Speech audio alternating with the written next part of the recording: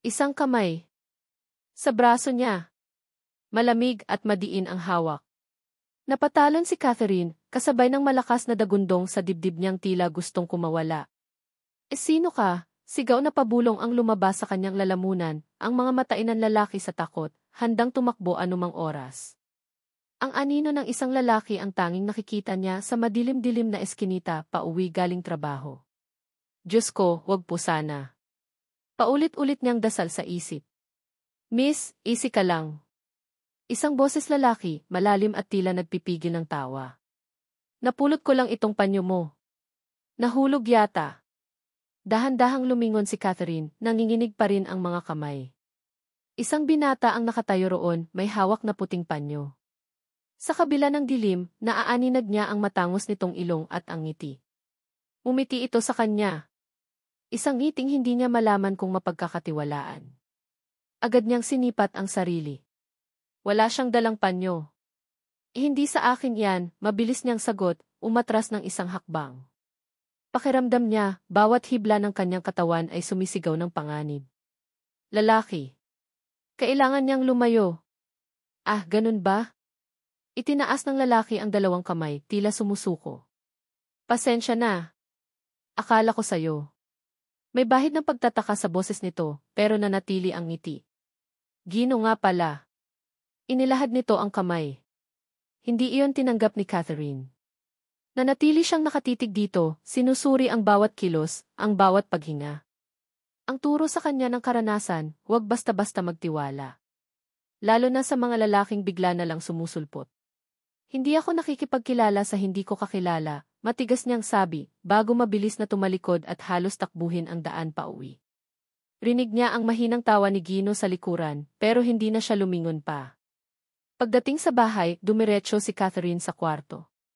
Ni hindi niya pinansin ang tawag ng kanyang mama Lydia mula sa kusina. Isinara niya ang pinto at isinandal ang likod doon, habol ang hininga. Napahawak siya sa dibdib. Ang bilis pa rin ang tibok ng puso niya. Sino iyon? Bakit parang kakaiba? May trauma ka ba sa lalaki? Halos mapatalon si Catherine nang maalala ang tanong na iyon. Hindi niya alam kung paano, pero parang nabasa ni Gino ang nasa isip niya. O baka naman halata lang talaga sa kilos niya. Sa panginginig niya, sa pamumutla, sa pag-iwas. Flashback, isang maliit na batang babae, nagtatago sa ilalim ng mesa. Maingay sa labas. Sigawan. Basag na bote. Takot na takot. Napapikit si Catherine. Ang alaalang iyon. Ang bangungot na laging bumabalik. Kinabukasan, sa palengke, habang namimili ng isda para sa pananghalian, naramdaman na naman ni Catherine ang pamilyar na kaba. Bawat anino, bawat kaluskos, bawat boses lalaking naririnig niya sa ingay ng palengke ay nagpapakabog sa dibdib niya. Pinipilit niyang maging normal, ngumiti sa tindera ng isda, makipagtawaran ng kaunti, pero ang mga mata niya ay malikot, palingalinga. Miss, baka gusto mo ng sariwang tulingan? Bagong hango lang, alok ng isang lalaking tindero, medyo malakas ang boses. Napaurong si Catherine, nabitawan ang bayong na hawak. Gumulong ang ilang pirasong kamatis at sibuyas sa maruming sahig ng palengke. Aay, pasensya na po, nautal niyang sabi, habang mabilis na pinupulot ang mga gulay. Naramdaman niya ang pamumula ng kanyang mukha. Nakakahiya. Okay ka lang, miss, tanong ulit ng tindero, may pag-aalala na ngayon sa boses. Hindi na sumagot si Catherine. Kinuha lang niya ang binili niyang galunggong, nagbayad ng mabilis, at nagmamadaling umalis, bit-bit ang bayong na tila may humahabol sa kanya. Sa isang sulok, malapit sa bilihan ng mga prutas, nakita niyang muli ang lalaki kagabi. Si Gino. Nakasandal ito sa isang poste, nakamaong na pantalon at puting t-shirt, may suot na salamin sa mata na bahagyang nakababa sa tulay ng ilong niya, tila may tinitingnan sa kanyang telepono.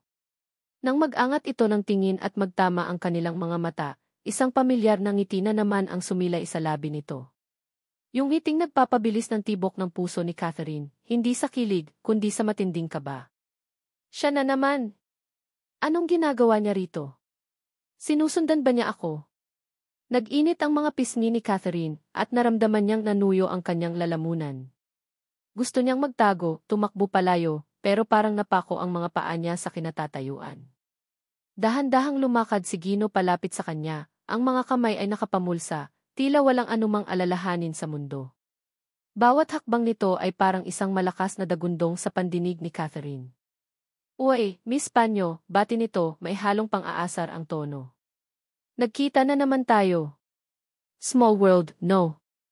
Hindi nakasagot si Catherine. Nakatitig lang siya kay Gino, pinipilit na huwag ipakita ang takot na namumuo sa kanyang dibdib. Bakit ba sa dinami-rami ng tao sa palengke, ito pa ang nakita niya? At bakit ba parang ang gaan-gaan ng pakiramdam nito, samantalang siya ay parang hihimatay na sa nerbiyos? Mukhang takot ka pa rin sa kin, sabi ulit ni Gino, bahagyang tumagilid ang ulo, sinusuri siya. Relax ka lang. Hindi ako nangangain ng tao unless gutom na gutom. Isang maikling tawa ang kumawala sa bibig nito. Lahat sila ganyan sa simula, sabi ng isang maliit na boses sa isip ni Catherine. Mabait. Palangiti. Tapos, napalunok siya. Ang mga alaala, kahit pilit niyang itinataboy, ay pilit na sumisingit. Ang mga kamay na humahawak ng mahigpit, ang mga salitang masasakit, ang pakiramdam na wala siyang kalaban-laban. Lumapit pa ng bahagya si Gino at bumaba ang boses nito, tila may ibubulong. Seryoso, miss. Okay ka lang ba talaga? Tumingin ito ng diretsyo sa kanyang mga mata. May trauma ka ba sa lalaki? Ang tanong na iyon. Para iyong isang malakas na sampal. Diretso. Walang paligoy-ligoy. Nabasa ba nito ang nasa isip niya? O sadyang halata lang talaga sa bawat kilos niya ang takot na matagal na niyang kinikimkim. Naramdaman ni Catherine na parang biglang humigpit ang kanyang dibdib, nahihirapang huminga. Ang mga salita ay tila naipit sa kanyang lalamunan. Gusto niyang sumigaw. Gusto niyang sabihin na, may trauma ako. At kasalanan ninyong lahat yon. Pero walang lumabas na tinig. Ang tanging nagawa niya ay tumitig kay Gino, ang mga mata niya ay nagsusumamo, nagmamakaawa na sana ay tigilan na siya nito. Nagsimulang manginig ang mga tuhod ni Catherine. Pakiramdam niya ay bibigay na siya anumang oras. Kailangan kong umalis dito. Kailangan kong makalayo. Bigla, parang may sariling isip ang kanyang mga paa. Mabilis siyang tumalikod, hindi na pinansin ang posibleng pagtawag ni Gino. Tinakbo niya ang daan palabas ng palengke, halos mabangga ang ilang mga tao, bitbit pa rin ang bayong ng isda na parang iyon ang tanging kakapitan niya para hindi siya tuluyang gumuho. Hindi niya alam kung gaano katagal siyang tumakbo.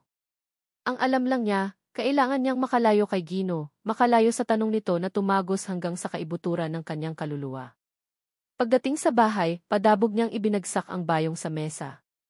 Dumiretso siya sa banyo, binuksan ang gripo, at paulit-ulit na naghilamos ng mukha, na para bang sinusubukang anurin ang alaala ng mukha ni Gino, ang alaala ng tanong nito. May trauma ka ba sa lalaki? Umalingaw-ngaw ang tanong na iyon sa isip niya. Humagulhol siya, hindi dahil sa awa sa sarili, kundi dahil sa galit. Galit sa mundo. Galit sa mga lalaki.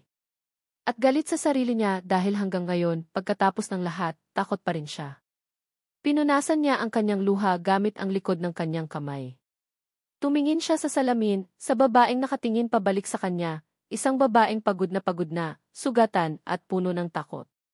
Lalayo ako, bulong niya sa sarili, ang boses ay nanginginig ngunit may determinasyon. Lalayo ako sa lahat ng lalaki. Pinilit niyang pakalmahin ang sarili. Huminga siya ng malalim ilang beses. Hindi niya ako kilala. Hindi niya alam ang pinagdaanan ko. Isang estranghero lang siya na nagkataong nakasalubong ko. Pero kahit anong pilit niyang kumbinsihin ang sarili, hindi maalis sa isip niya ang mga mata ni Gino, ang paraan ng pagtitig nito na parang nakikita ang kaluluwa niya. Narinig niya ang katok sa pinto ng banyo. Kath! Anak, ayos ka lang ba dyan? Kanina ka pa, tanong ng kanyang mama Lydia, may bahid ng pag-aalala sa boses nito. Oo po, ma-okay lang po. May inaayos lang pagsisinungaling niya.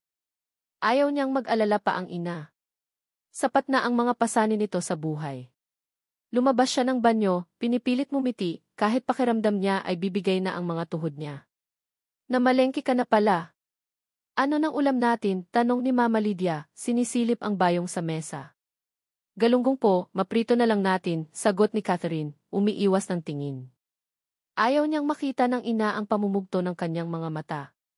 Habang naghahanda sila ng pananghalian, tahimik lang si Catherine. Lumilipad ang isip niya. Sa bawat hiwa niya ng sibuyas, sa bawat pagbati ng isda sa mantika, ang mukha ni Gino ang nakikita niya. At ang tanong nito, paulit-ulit, bakit ba kasi kailangan pa niyang magtanong ng ganun? Sino ba siya sa akala niya? Naalala niya ang sinabi ng dati niyang therapist.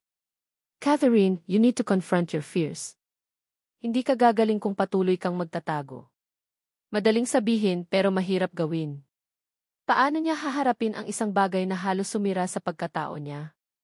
Kinagabihan, habang nakahiga sa kanyang kama, hindi mapakali si Catherine.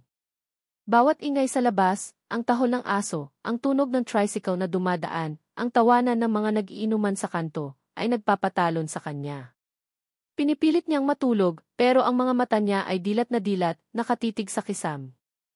Ang imahe ni Gino, nakangiti, nagtatanong, ay parang isang multo na ayaw siyang tigilan. Sino ka ba talaga, Gino? At bakit parang pakiramdam ko, hindi ito ang huli nating pagkikita? Maya-maya, narinig niya ang mahinang kaluskos sa labas ng bintana niya. Napabangon siya, kinakabahan. Dahan-dahan siyang sumilip sa siwang ng kurtina. Madilim sa labas, tanging ang ilaw mula sa poste sa kanto ang nagbibigay ng kaunting liwanag. Wala siyang makitang tao. Guni-guni ko lang siguro, sabi niya sa sarili. Dahil lang to sa nangyari kanina. Pero bago siya tuluyang humiga ulit, may nahagip ang kanyang paningin. Isang anino. Nakatayo sa ilalim ng puno ng mangga sa tapat ng kanilang bahay. Hindi niya maaninag ang mukha, pero alam niya. Kilala niya ang tindig na iyon. Si Gino. Nakatayo lang ito roon, nakatingin sa direksyon ng bintana niya. Napaatras si Catherine, napahawak sa bibig para pigilan ang sigaw. Ang puso niya ay kumakaripas na naman. Anong ginagawa niya dyan? Bakit siya nandyan? Ang takot ay muling bumalot sa buong katauhan niya, mas matindi, mas nakakakilabot. Hindi na ito simpleng kaba lang. Ito ay purong takot. Ang pakiramdam na sinisikil na walang matatakbuhan. Mabilis niyang isinara ng husto ang mga bintana, hinila ang makapal na kortina, at nilok ang pinto ng kanyang kwarto. Sumiksik siya sa sulok ng kama, niyakap ang mga tuhod, at nagsimulang umiyak ng tahimik. Ang determinasyon niyang lumayo kanina ay parang bulang biglang naglaho. Paano siya lalayo kung ang mismong kinatatakutan niya ay tila humahabol sa kanya, sumusunod sa bawat galaw niya? Diyos ko, tulungan niyo po ako. Ito na lang ang paulit-ulit na lumalabas sa kanyang bibig, habang ang imahe ni Gino na nakatayo sa dilim ay nakatatak na sa kanyang isipan. Ang gabing iyon ay naging isa sa pinakamahabang gabi sa buhay ni Catherine. Ang bawat segundo ay tila isang walang katapusang paghihintay sa hindi niya alam kung ano. Ang alam lang niya, ang dating payapang takot na nakasanayan na niyang kasama ay nagbago ng anyo. May pangalan na ito. At ang pangalan na iyon ay Gino. At sa kaibuturan ng kanyang puso, alam niyang simula pa lang ito. Simula pa lang ng isang bagay na hindi niya tiyak kung saan siya dadalhin, pero sigurado siyang hindi niya ito gusto. Ang tanging hangad niya ay katahimikan, isang buhay na malaya sa takot. Pero paano niya iyon makakamit kung ang mismong anino ng nakaraan niya ay tila nagkatawang tao para muli siyang guluhin? Nakatulugan niya ang pag-iyak, dala ang bigat sa dibdib at ang tanong na gumugulo sa kanyang isip, bakit ako? Bakit ako na naman? Kinabukasan, pakiramdam ni Catherine ay para siyang binugbog. Mabigat ang ulo niya at maga ang mga mata dahil sa kakaiyak kagabi. Ang imahe ni Gino na nakatayo sa labas ng kanilang bahay ay malinaw pa rin sa kanyang isipan, parang isang masamang panaginip na ayaw siyang iwan. Pinilit niyang iwaksi iyon. Guni-guni ko lang siguro. Pagod lang ako. Pero kahit anong pilit niya, may isang bahagi sa kanya na nagsasabing totoo ang nakita niya. Buong araw siyang balisa sa trabaho. Nagtatrabaho si Catherine bilang isang library assistant sa isang maliit na pampublikong aklatan sa kanilang bayan. Dati, ito ang kanyang kanlungan, tahimik, payapa, at puno ng mga libro na nagiging takas niya sa realidad. Pero ngayon, kahit ang amoy ng mga lumang libro at ang katahimikan ng paligid ay hindi makapagpakalma sa kanya. Bawat bukas ng pinto ng aklatan, bawat yapak na naririnig niya, napapatalon siya, inaasahan na si Gino ang papasok. Kath, okay ka lang?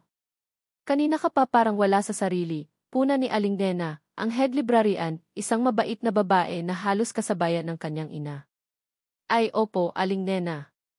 Medyo masama lang po ang gising ko, pilit niyang iti. Ayaw niyang mag-alala pa ang matanda.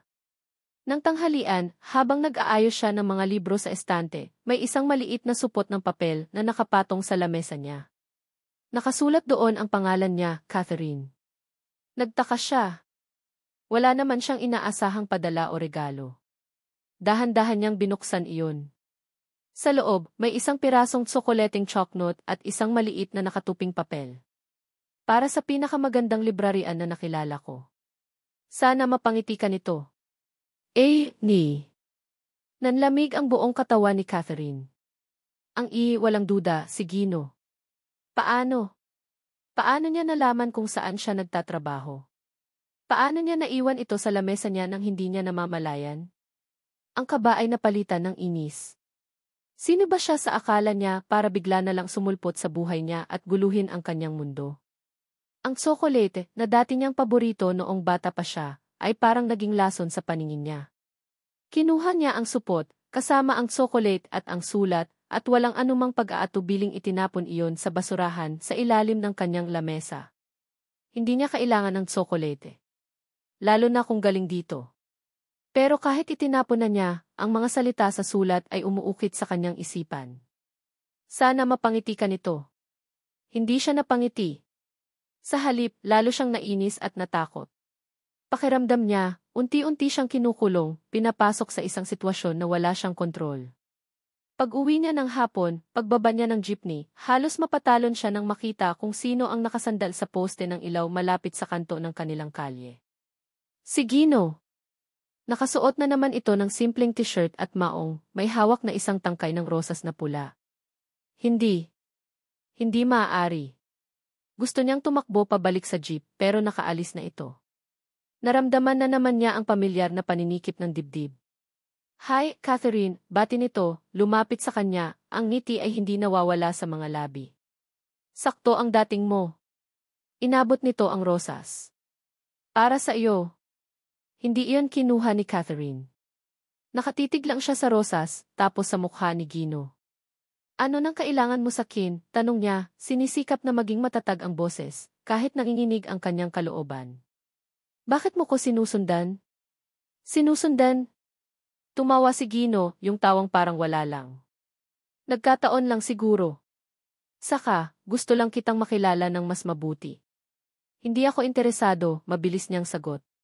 Pwede ba, tigilan mo na ko? Nakikiusap ako. Bakit naman? May nagawa ba akong masama? Tanong ni Gino, tila naguguluhan. Isang rosas lang naman to. At chocolate kanina. Ayaw mo ba ng chocolate? Nanlaki ang mga mata ni Catherine.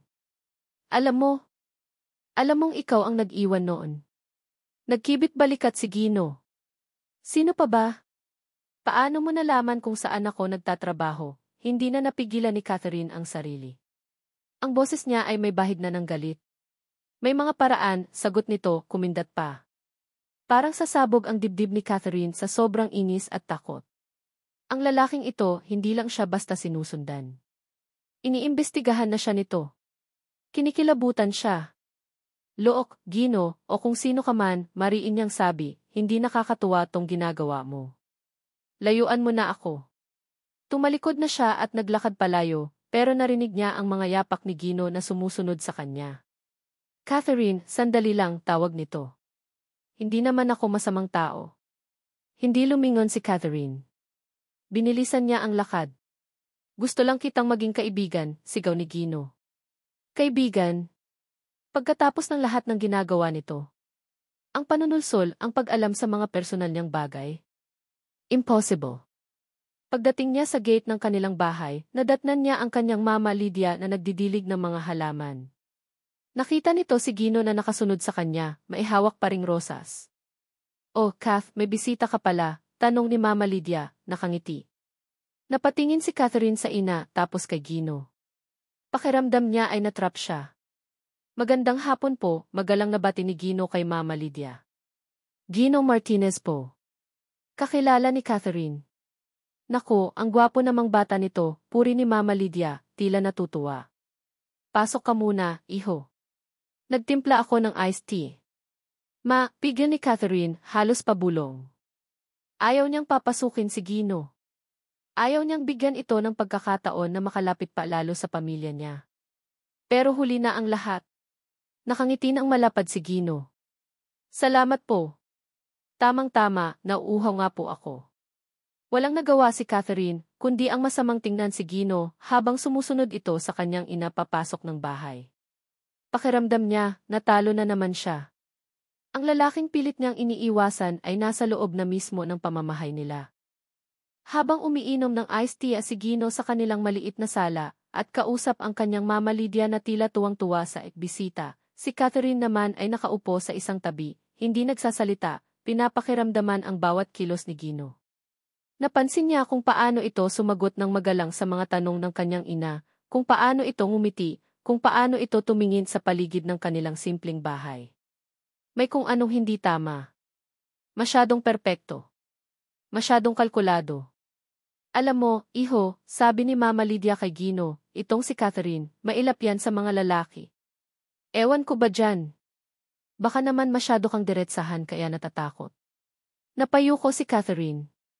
Mama naman, bakit kailangan pang sabihin yon? Umiti lang si Gino. Naiintindihan ko naman po. Siguro po, kailangan ko lang patunayan na mabuti ang intensyon ko. Tumingin ito kay Catherine, yung tingin na naman na parang binabasa ang kaluluwa niya.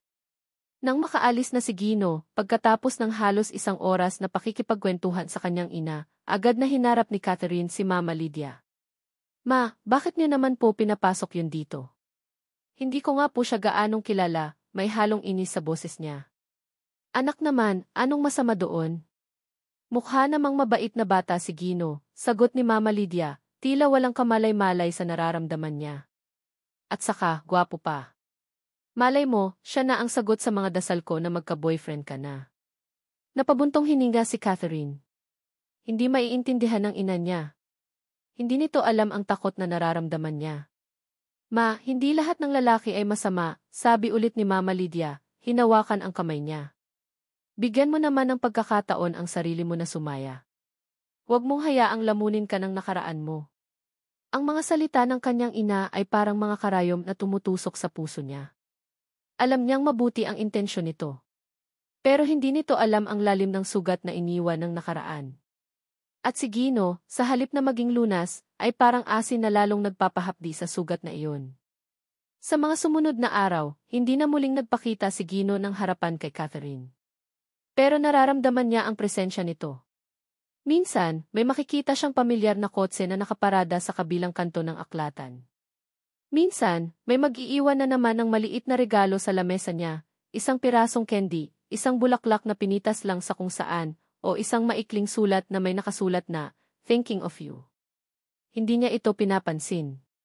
Itinatapon niya agad. Pero sa bawat regalo, sa bawat sulat, lalong tumitindi ang pagkabagabag niya.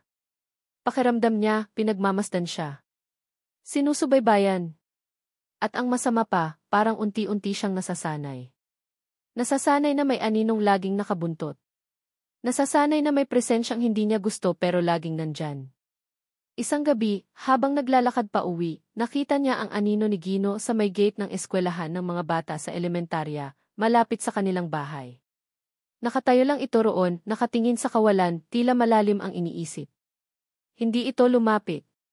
Hindi ito nagsalita. Pero alam ni Catherine na siya ang hinihintay nito. Nagtagal ito roon ng ilang oras, hanggang sa gumabi na ng husto at nagsimula ng magsilabasan ang mga kuliglig. Hindi niya alam kung bakit, pero imbes na matakot, naramdaman niya ang kakaibang kirot sa dibdib. Isang uri ng awa. O baka naman pagtataka? Anong ginagawa niya dyan? Hindi ba siya napapagod? Hindi ba siya nagsasawa? Pinilit niyang huwag pansinin. Dumiretso siya sa kanilang bahay, pero hindi maalis sa isip niya ang imahe ni Gino na mag-isang nakatayo sa dilim. Nang sumilik siya sa bintana ng kanyang kwarto, nakita niyang nandoon pa rin ito. Nakasandal na ngayon sa pader ng eskwelahan, ang mga kamay ay nasa bulsa. Kinabukasan, maaga siyang pumasok sa trabaho. Umaasa siyang hindi niya makikita si Gino. Pero pagdating niya sa kanto ng aklatan, nandoon na naman ito. May dala itong maliit na paper bag. Catherine, tawag nito, lumapit sa kanya. Pinag-isipan ko yung sinabi mo. Sorry kung natakot kita. Ito, peace offering. Inabot nito ang paper bag. Nag-aalangan si Catherine, pero kinuha rin niya. Nang silipin niya ang laman, isang maliit na baunan na mailamang sinangag at tuyo. Ang paborito niyang almusal. Paano mo, hindi niya napigilang itanong. Ngumiti si Gino. Sabi ng mama mo, paborito mo raw to, nagluto ako. Natigilan si Catherine. Ang kanyang ina. Nakipagkwentuhan na naman siguro ito kay Gino.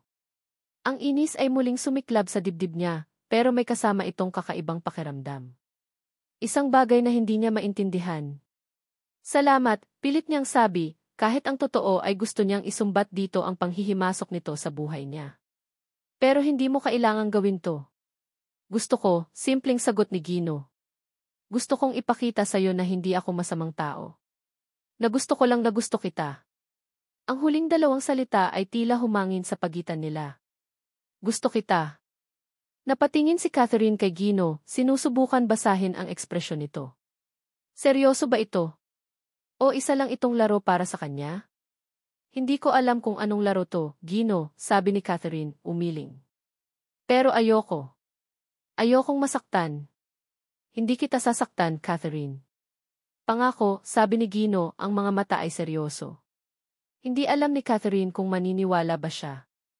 Ang salitang pangako ay masyadong mabigat para sa kanya. Masyado ng maraming pangako ang napako sa buhay niya. Pero sa kabila ng lahat, sa kabila ng takot at pag-aalinlangan, may isang maliit na bahagi sa puso ni Catherine na nagsisimulang magtanong.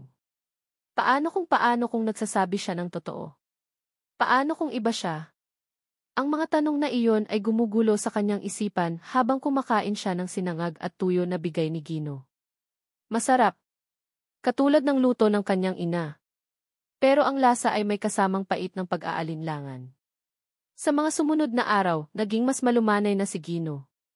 Hindi na ito bigla-bigla sumusulpot. Minsan, mag-iiwan lang ito ng mensahe sa guard ng aklatan para sa kanya, o kaya ay tatawag sa telepono ng aklatan para lang mangumusta. Hindi na rin ito nag-iiwan ng mga regalo. Pero alam ni Catherine na nandyan lang ito sa paligid, nagmamasid, naghihintay. Ang dating matinding inis ni Catherine ay unti-unting napapalitan ng isang kakaibang pakiramdam. Isang uri ng pagkalito. Hindi niya gusto ang ginagawa ni Gino, ang paraan nito ng pagpasok sa buhay niya. Pero hindi rin niya maikakaila na may kung anong epekto ito sa kanya. Ang dating matibay na pader na itinayo niya sa paligid ng kanyang puso ay tila unti-unting nagkakaroon ng mga bitak. Isang hapon, pagkatapos ng trabaho, naglalakad si Catherine pauwi nang biglang bumuhos ang malakas na ulan. Wala siyang dalang payong. Sumilong siya sa waiting shed, basang-basa. Maya-maya, may humintong kotse sa tapat niya. Bumukas ang bintana. Si Gino. Sakay na, alok nito. Nag-atubili si Catherine. Pero malakas pa rin ang ulan at mukhang hindi titila agad. At ang totoo, nilalamig na siya. Sige na. Ihahatid na kita, sabi ulit ni Gino, may ngiti sa mga labi. Napabuntong hininga si Catherine. Wala na siyang nagawa kundi ang sumakay. Sa loob ng kotse, tahimik lang sila.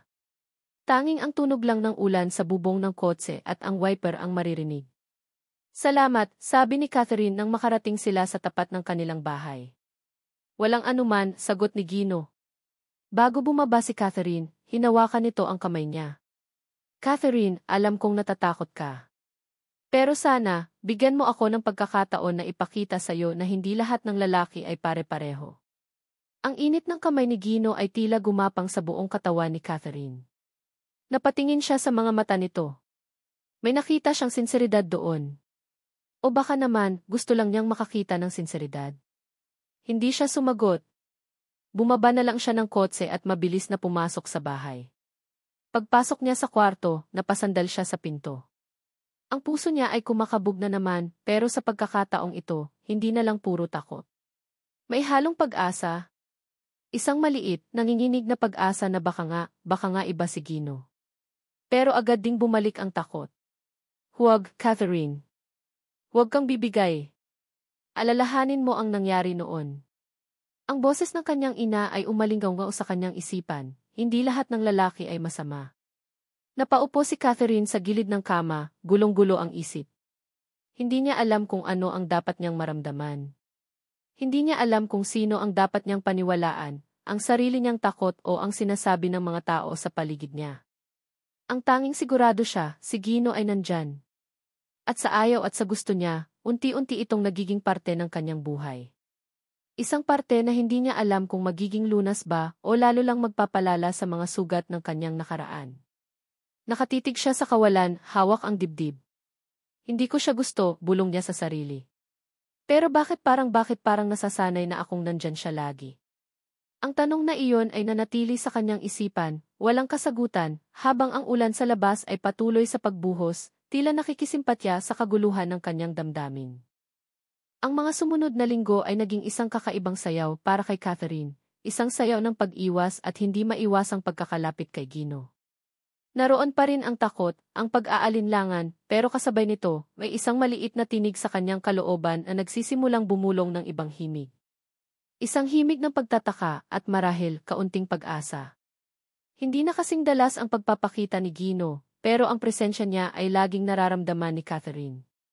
Minsan, sa paglabas niya ng aklatan, makikita niya itong nakasandal sa kotse nito sa kabilang kalsada, tila nagbabantay. Hindi ito lumalapit, ngingiti lang mula sa malayo. Minsan naman, may matatanggap siyang text message mula sa isang unknown number, kumain ka na ba? Huwag magpapagutom. O kaya ay, ingat sa pag-uwi. Medyo makulimlim ngayon. Alam niyang si Gino iyon.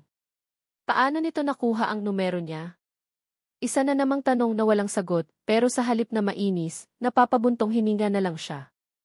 Isang Sabado ng hapon, habang naglilinis si Catherine ng kanilang bakuran, narinig niya ang boses ni Gino mula sa labas ng gate. Tao po. Catherine. Napahinto siya sa pagwawalis. Ang puso niya ay agad kumabog. Ano na naman kaya? Dahan-dahan siyang lumapit sa gate. Nakita niya si Gino, may dalang isang bayong na puno ng mga prutas, mangga, saging at pinya. Para sa inyo, sabi ni Gino, nakangiti. Galing pa iyan sa probinsya namin. Salamat, tipid niyang sagot, kinuha ang bayong. Amoy na amoy niya ang tamis ng mga prutas. Pero hindi mo naman kailangang mag-abala. Hindi abala yon, sabi ni Gino. Gusto ko lang. Pwede ba akong pumasok sandali? May gusto lang akong itanong. Nag-alangan si Catherine. Ang isang bahagi niya ay gustong sabihin na hindi, pero ang kabilang bahagi, yung bahaging pagod na sa pag-iwas, ay tila sumusuko na. Sige, mahina niyang sabi. Naupo sila sa lumang bangkong kawayan sa ilalim ng puno ng aratiles sa kanilang bakuran. Tahimik sila ng ilang sandali. Pinagmamasdan ni Catherine si Gino. May kung anong kakaiba sa kanya ngayon. Parang mas seryoso, mas malalim ang iniisip. Catherine, panimula ni Gino, nakatingin sa malayo. Alam kong marami kang tanong tungkol sa Ken. At alam kong natatakot ka pa rin. Pero gusto ko lang malaman mo na wala akong masamang intensyon. Hindi umimik si Catherine. Hinihintay niya ang susunod na sasabihin nito. Mahalaga ka sa Ken, Catherine, sabi ni Gino, tumingin ng diretso sa kanyang mga mata. Kahit hindi mo pa ako lubusang kilala, kahit hindi mo pa ako pinagkakatiwalaan. Ang mga salitang iyon ay tumagos sa puso ni Catherine. Mahalaga. Kailan nga ba siya huling naging mahalaga para sa isang tao, maliban sa kanyang ina? Bakit ako? Mahina niyang tanong, ang boses ay halos hindi marinig. Ngumiti si Gino, isang ngiting malungkot. Hindi ko rin alam. Siguro, dahil nakikita ko ang sarili ko sa'yo. Nakikita ko yung sakit, yung takot. At gusto kitang tulungan. Tulungan? Paano siya matutulungan ng isang taong halos hindi niya kilala? At bakit siya? Hindi ko kailangan ng tulong mo, matigas niyang sabi, kahit sa loob-loob niya, sumisigaw siya ng saklolo. Alam ko, sabi ni Gino. Alam kong matapang ka. Kaya mong harapin ang lahat ng mag-isa. Pero hindi ba mas magaan kung may kasama ka? Lumapit ito ng bahagya. Kahit saan ka magpunta, Catherine, andito lang ako. Hindi kita pipilitin. Pero nandito lang ako, naghihintay. Ang mga salitang iyon, kahit saan ka magpunta, andito lang ako, ay parang isang sumpa at isang pangako. Isang sumpang nagpapaalala sa kanya na hindi siya makakatakas. At isang pangakong hindi niya alam kung ano ang ibig sabihin. Biglang naramdaman ni Catherine na parang sinasakal siya. Ang hangin ay tila naging mabigat. Nahihirapan siyang huminga. Ang mga pader na itinayo niya sa paligid ng kanyang puso ay parang unti-unting gumuho, at ang lahat ng emosyon na matagal niyang kinimkim, ang takot, ang galit, ang lungkot, ang pag-asa, ay sabay-sabay na umahon. Napahawak siya sa dibdib. Ang mga mata niya ay nagsimulang mamasa. Catherine, ayos ka lang? Nag-aalalang tanong ni Gino, akmang hahawakan siya. Umatras si Catherine. Huwag, sigaw niya, ang boses ay nanginginig.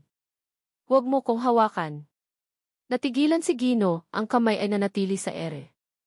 May sakit na dumaan sa mga mata nito. Pasensya na, sabi ni Catherine, yumuko.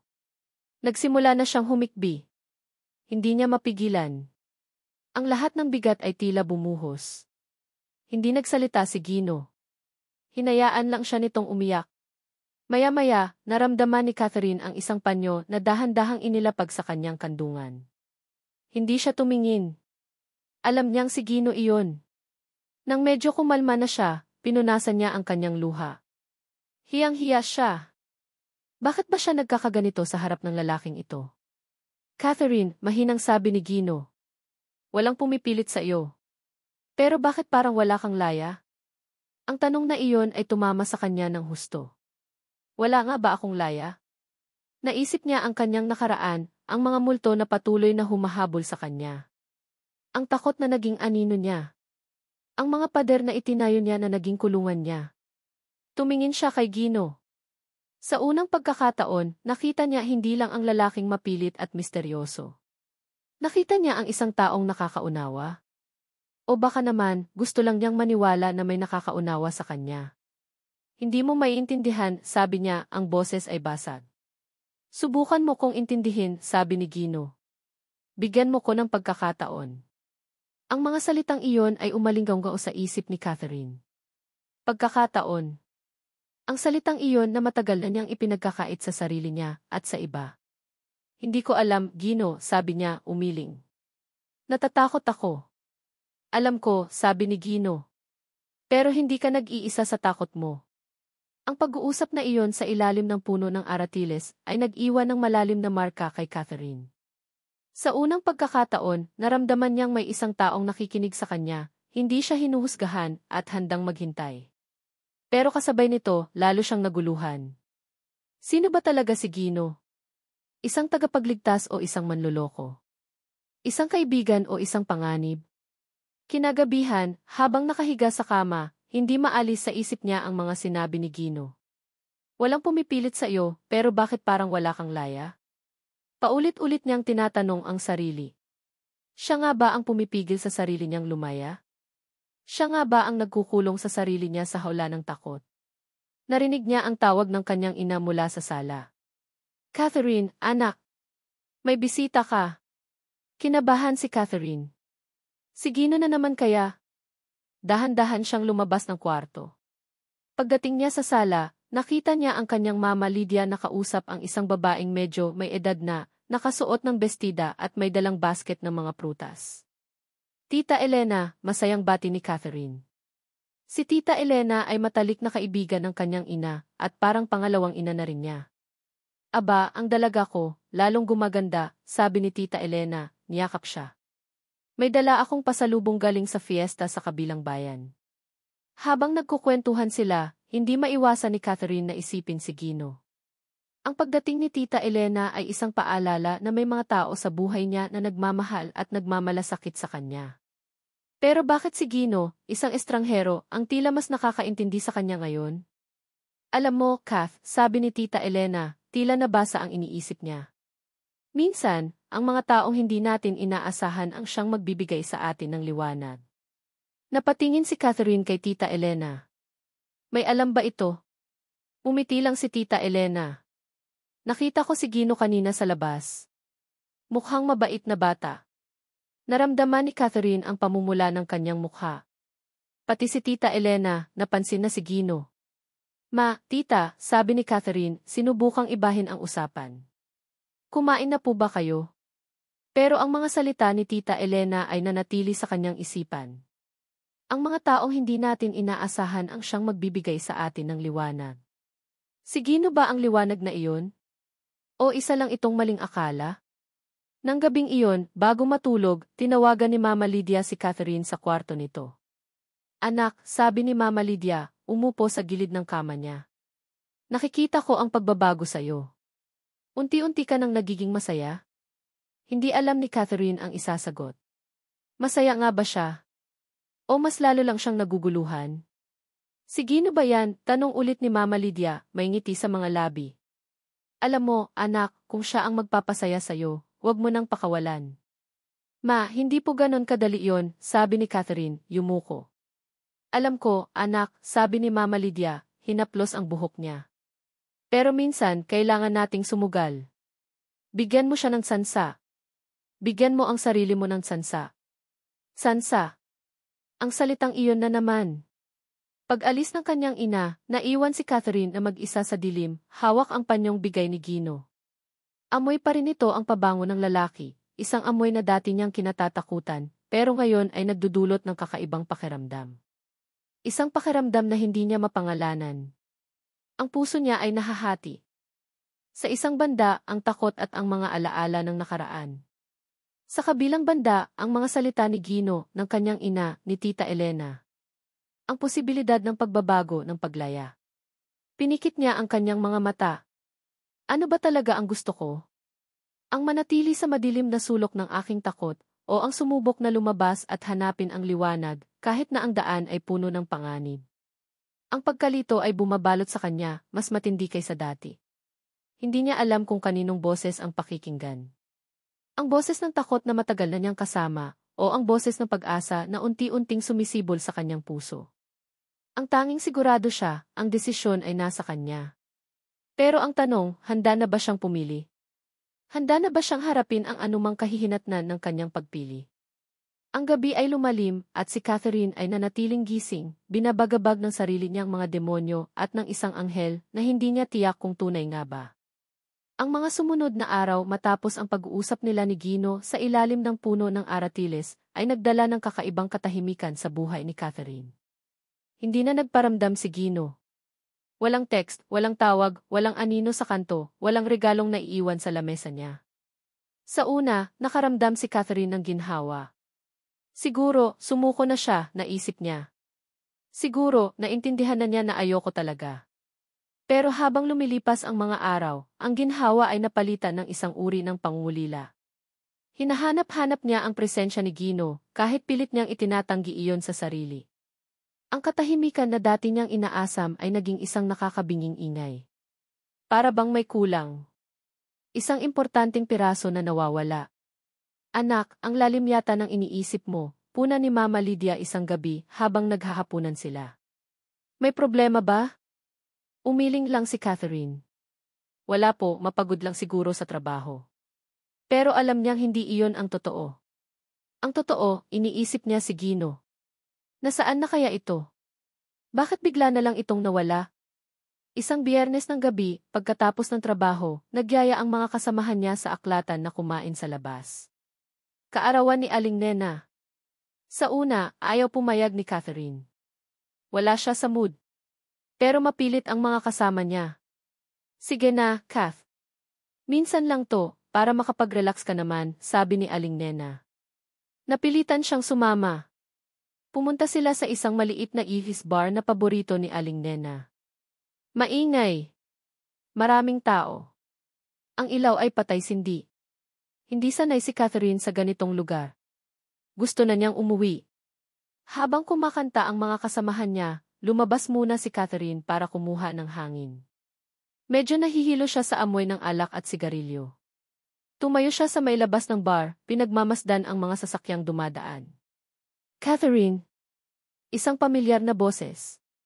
Napalingon siya. Si Gino. Nakatayo ito ilang hakbang lang mula sa kanya, may hawak na isang baso ng kung anong inumin. Gino, nasabi na lang niya, nagulat. Hindi niya inaasahan na makikita ito rito. Anong ginagawa mo dito? Tanong ni Gino, lumapit sa kanya. Birthday ng kasama ko sa trabaho, sagot ni Catherine. Ikaw? Napadaan lang, sabi ni Gino, pero ang mga mata nito ay nagsasabi ng iba. Parang alam nito na nandito siya. Parang sinadya nito na pumunta rito. Nag-usap sila. Tungkol sa mga bagay-bagay. Tungkol sa trabaho. Tungkol sa mga pangarap. Sa unang pagkakataon, naramdaman ni Catherine na komportable siyang kausap si Gino. Ang takot ay pansamantalang nawala, napalitan ng isang mainit na pakiramdam. Alam mo, Catherine, sabi ni Gino, tumingin sa kanya ng malalim. Ikaw lang ang babaeng nakapagparamdam sa ng ganito. Ang mga salitang iyon ay nagpakabog sa dibdib ni Catherine. Hindi niya alam ang isasagot. Tara, pasok na tayo sa loob, yaya ni Gino, hinawakan ang kamay niya. Malamig dito. Nagpahila si Catherine. Pagpasok nila sa loob, niyaya siya ni Gino sa isang medyo pribadong sulok ng bar. Umorder ito ng inumin para sa kanilang dalawa. Para sa tin, sabi ni Gino, itinaas ang baso. Nakipag-toast si Catherine. Hindi niya namalayan, nakakarami na pala siya ng inom. Ang alak ay nagbibigay ng kakaibang tapang sa kanya, isang tapang na matagal na niyang hindi naramdaman. Nagsimulang magkwento si Gino tungkol sa buhay niya. Tungkol sa pamilya niya. Tungkol sa mga pangarap niya. Nakikinig lang si Catherine, nabibighani sa bawat salita nito. Sa mga sandaling iyon, si Gino ay hindi na isang estranghero. Siya ay isang taong naiintindihan niya. Isang taong katulad niya, may mga pangarap at takot din. Maya-maya, naramdaman ni Catherine ang pagkahilo. Ang mga ilaw ay nagsimulang umikot. Ang mga boses ay naging malayo. Gino, nahihilo ako, sabi niya, napahawak sa ulo. Okay ka lang, tanong ni Gino, hinawakan siya sa braso. Gusto mo bang umuwi na? Tumango si Catherine. Gusto na niyang humiga. Gusto na niyang matulog. Tara, ihahatid na kita, sabi ni Gino. Hindi na maalala ni Catherine ang mga sumunod na nangyari. Ang alam lang niya, nakasakay siya sa kotse ni Gino. Ang ulo niya ay nakasandal sa balikat nito. Ang kamay nito ay nakahawak sa kamay niya. May kung anong kapayapaan siyang naramdaman. Isang kapayapaan na matagal na niyang hindi naranasan. Nagising si Catherine sa isang hindi pamilyar na kwarto. Ang ulo niya ay kumikirot. Ang katawan niya ay mabigat. Dahan-dahan siyang bumangon. Nasaan siya? Napatingin siya sa paligid. Isang simpleng kwarto. May isang kama, isang maliit na mesa, at isang aparador. Ang mga damit niya kagabi ay nakatiklop ng maayos sa gilid ng kama. Nakasuot siya ng isang malaking t-shirt na amoy-amoy ni Gino. Biglang bumukas ang pinto. Si Gino! May dalang isang tray na may lamang isang baso ng tubig at gamot. Gising ka na pala, sabi nito, umiti. Kumusta ang pakiramdam mo? Hindi sumagot si Catherine. Ang utak niya ay nagsisimulang magproseso. Ano nang nangyari? Bakit siya nandito? Gino, nasaan ako? Tanong niya, ang boses ay nanginginig. Nasa apartment ko, sagot ni Gino, lumapit sa kanya. Lasing na lasing ka kagabi. Hindi ko alam kung saan ka ihahatid, kaya dinala na lang kita dito. Apartment ni Gino. Napatingin si Catherine sa sarili niya. Ang t-shirt ni Gino. Ang alaala ng pagkahilo. Ang pagkawala ng malay. Isang malamig na takot ang gumapang sa kanyang katawan. May nangyari ba sa tin? Tanong niya, ang boses ay halos hindi marinig. Ang ngiti sa labi ni Gino ay biglang nawala. Tumingin ito sa kanya, ang mga mata ay seryoso. Catherine, wala akong ginawang masama sa'yo. Hindi kita gagalawin nang wala kang pahintulot. Pero ang mga salita ni Gino ay hindi sapat para pakalmahin si Catherine. Ang takot ay naroon pa rin, mas matindi kaysa dati. Ang mga alaala ng nakaraan ay biglang bumalik, matingkad at masakit. Kailangan kong umuwi, sabi ni Catherine, tumayo. Nanginginig ang mga tuhod niya. Catherine, sandali, sabi ni Gino, hinawakan siya sa braso. Huwag mo kong hawakan, sigaw ni Catherine, hinawi ang kamay ni Gino. Uwi na ako. Tumakbo siya palabas ng kwarto, palabas ng apartment. Hindi niya alam kung saan siya pupunta. Ang alam lang niya, kailangan niyang makalayo. Nang makarating siya sa labas ng gusali, napaupo siya sa gilid ng kalsada, umiiyak. Ang katawan niya ay nanginginig. Ang isip niya ay gulong-gulo. Ano nang nangyari? Totoo ba ang sinabi ni Gino? O may tinatago ito? Hindi niya alam kung gaano siya katagal na nakaupo roon. Maya-maya, may humintong kotse sa tapat niya. Si Gino! Catherine, sumakay ka na. Ihahatid na kita, sabi nito, ang boses ay malumanay. Hindi tumingin si Catherine. Ayaw niyang makita si Gino. Ayaw niyang marinig ang boses nito. Please, Catherine, sabi ulit ni Gino. Umuulan na. Magkakasakit ka. Naramdaman ni Catherine ang pagpatak ng ulan sa kanyang balat. Pero hindi niya ito pinansin. Ang sakit na nararamdaman niya sa loob ay mas matindi kaysa sa lamig ng ulan. Bumaba si Gino ng kotse, lumapit sa kanya, may dalang payong. Pinayungan siya nito. Tara na, sabi ni Gino, hinawakan siya sa braso, pero sa pagkakataong ito, marahan lang. Nagpahila si Catherine. Wala na siyang lakas para lumaban. Pagod na siya. Habang nasa kotse, tahimik lang sila. Si Catherine ay nakatingin lang sa labas ng bintana, pinagmamasdan ang pagpatak ng ulan. Ang isip niya ay blanko. Pakiramdam niya na wala ang isang bahagi ng kanyang pagkatao. Isang bahagi na hindi na maibabalik pa. Pagdating nila sa tapat ng bahay nila, bumaba agad si Catherine. Hindi na siya lumingon pa kay Gino. Dumiretso siya sa kanyang kwarto, nilock ang pinto, at humiga sa kama. Doon, sa dilim ng kanyang kwarto, umiyak siya ng umiyak. Umiyak siya para sa sarili niya. Umiyak siya para sa nawala niyang tiwala. Umiyak siya para sa sakit na paulit-ulit na bumabalik. Sa mga sumunod na araw, hindi pumasok si Catherine sa trabaho. Nagkulong lang siya sa kwarto. Ayaw niyang makita ang sino man. Ayaw niyang makipag-usap. Ang tanging kasama niya ay ang kanyang mga luha at ang mga tanong na walang kasagutan.